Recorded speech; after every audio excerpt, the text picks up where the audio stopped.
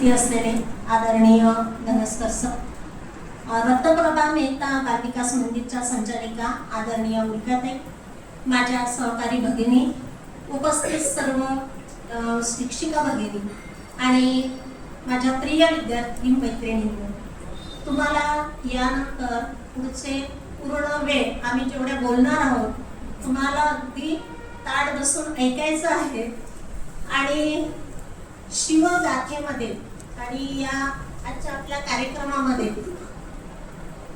तुम्हाला सहभागी व्हायचं. छत्रपती शिवाजी महाराजांनी 350 वर्षापूर्वी महाराष्ट्राच्या मातीत हिंदवी स्वराज्याची मुहूर्तमेढ रोवली. लाखो मावळ्यांनी आपलं रक्त सांडून स्वराज्य उभं केलं. म्हणून ज्या शूर सरदारांनी स्वतःच्या जीवाची पर्वा न करता या मातीसाठी शिलेदार झाले, त्या शूर मावळ्यांच्या आजच्या पिढीला विसर पडला आहे आणि तो पडू नये, कायम स्मरणात राहावा, हाच आजचा शूर आम्ही सरदार स्वराज्याचे शिलेदार या कार्यक्रमाचा मुख्य उद्देश आहे. आदरणीय उल्काताईंच्या या संकल्पनेला मी मानाचा मुजरा करते. अतिशय स्तुत्य आणि उपयुक्त हा कार्यक्रम तुम्हा आम्हासाठी एक प्रेरणा आहे. राष्ट्रभक्तीची ज्योत प्रज्वलित करण्याची ही एक संधी आहे. स्वराज्यावर चालून येणाऱ्या शत्रूलाही कापरं भरवणारा शूर पराक्रमी मावळे या महाराष्ट्राच्या मातीनं पाहिले आणि त्यापैकी स्वराज्याचे शूर सरदार सरनौबत नेताजी पालकर यांचा छायाचित्र तुमच्या समोर लावलेला आहे.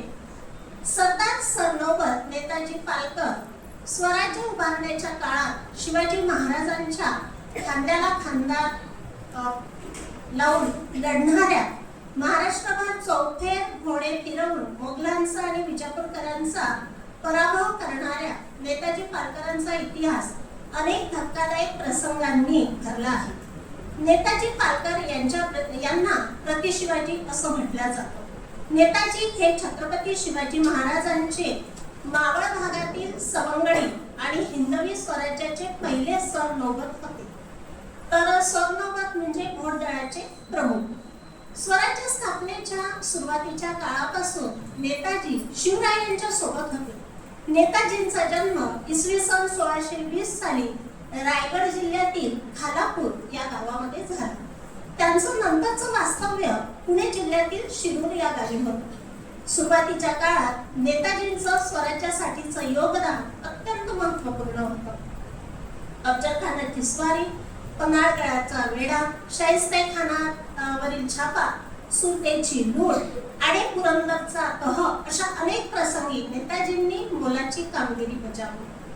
उंबरखिंडीत फक्त दगडांचा वर्षाव करून नेताजींनी मोगलांच्या सैन्याचा दानादार उडवून टाकली होती. शाहिस्तेखान जेव्हा पुण्यातल्या लाल महालात खान मांडून बसला होता, त्याच वेळी नेताजींनी परांड्याच्या किल्ल्यावर आक्रमण करून मोगलांच्या सैन्याला चांगलाच धडा शिकवला होता. अफजलखानाच्या वधाच्या वेळी त्याच्या सैन्याला हुसकावून लावण्यातही नेताजींचा मोठा सिंहाचा वाटा होता. 10 नोव्हेंबर 1659 ला शिवाजी महाराज अफजलखानाच्या भेटीला जेव्हा निघाले, तेव्हा महाराजांनी अष्टप्रधान मंडळाला बोलावून सांगितलं, जर मला दगाफटका झाला तर संभाजी महाराजांना गादीवर बसवा आणि संभाजी राजे जरा लहान आहेत, त्यामुळे त्यांची काळजी घ्यायला नेताजींना बोलवा. संभाजी राजांची काळजी बाहू म्हणून नेताजींना नेमा, हा त्यांचा नेताजींवरचा विश्वास होता. महाराजांचा अदम्य विश्वास असणाऱ्या अशा या नेताजी पालकरांनी प्रत्येक संकटाचा सामना मोठ्या जिद्दीने, शौर्याने आणि असामान्य पराक्रमाने केला होता. म्हणूनच पराक्रमाच्या जोरावर मोगली सैन्यावर वचक बसवणाऱ्या नेताजींमध्ये शत्रू सैन्याला दुसरे शिवाजी महाराज दिसायचे. त्यामुळे शत्रू सैन्यामध्ये नेताजीची प्रति शिवाजी म्हणून ओळख होती आणि दहशत होती. शिवाजी महाराजांना प्रत्येक मोहिमेत विजय मिळत असताना मिर्झा राजे जयसिंगाच्या रूपात स्वराज्याच्या वेशीवर एक नवसंकट उभं राहिलं. स्वराज्यावर आलेलं संकट निवारण्यासाठी शिवाजी महाराजांना तह करावा लागला आणि आपल्या सर्वांना माहिती आहे तो पुरंदरचा तह म्हणून प्रसिद्ध इतिहासामध्ये ओळखला जातो. पुरंदरच्या तहानंतर छत्रपती शिवाजी महाराज, मिर्झा राजे जयसिंग, नेताजी पालकर आणि दिलेर खान हे विजयापूर्वक चालून गेले. तिथे झालेल्या लढाईमध्ये आदिलशाहीचा सेनापती सरजहान खानासमोर हे चौघही अपयशी ठरत होते. तेव्हा दिलेर खानाने शिवाजी महाराजांवर ठपका ठेवला की तुमच्यामुळे आम्हाला अपयश येत आहे. त्यावेळेस शिवाजी महाराजांनी पुन्हा विजापूर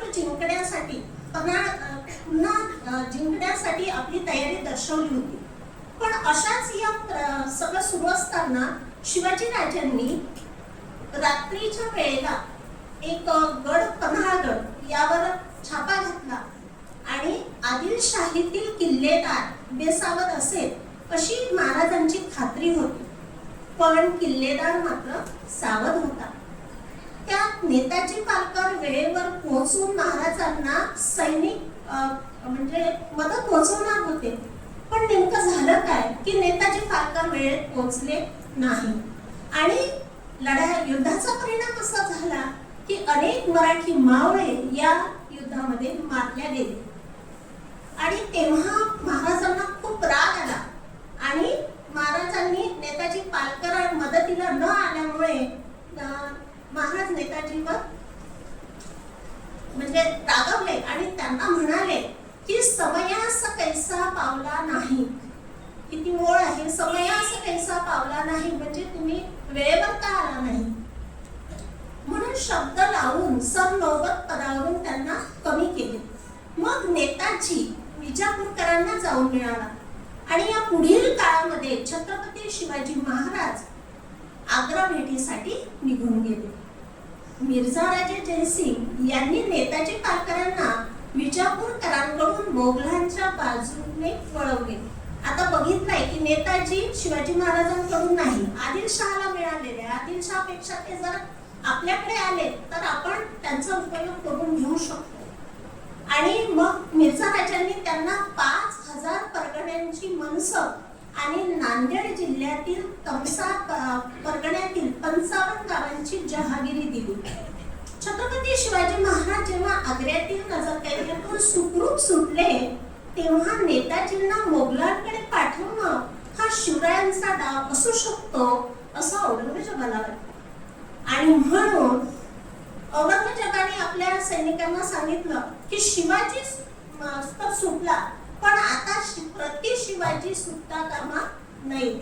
आणि म्हणून त्यांनी नेताजी पालकरांना पकडण्याचं आवाहन केलं. औरंगजेबाने 19 ऑक्टोबर 1666 रोजी नेताजी पालकरांना अटक करण्याचं फरमान काढलं. यावेळी नेताजी बीडच्या मोगल छावणी धरू या ठिकाणी होते. 24 ऑक्टोबर 1666 रोजी मिर्झा राजे जयसिंग यांनी नेताजी आणि त्यांचे चुलते म्हणजे काका कोंडाजी यांना अटक केली. दिलेर खानानं त्यांना आग्र्यात पाठवण्याची व्यवस्था केली आणि नेताजींना आग्र्याला पाठवण्यात आले. औरंगजेबाने मात्र नेताजींना अंधार कोठडीमध्ये टाकले. नेताजींचे भयंकर हाल केले.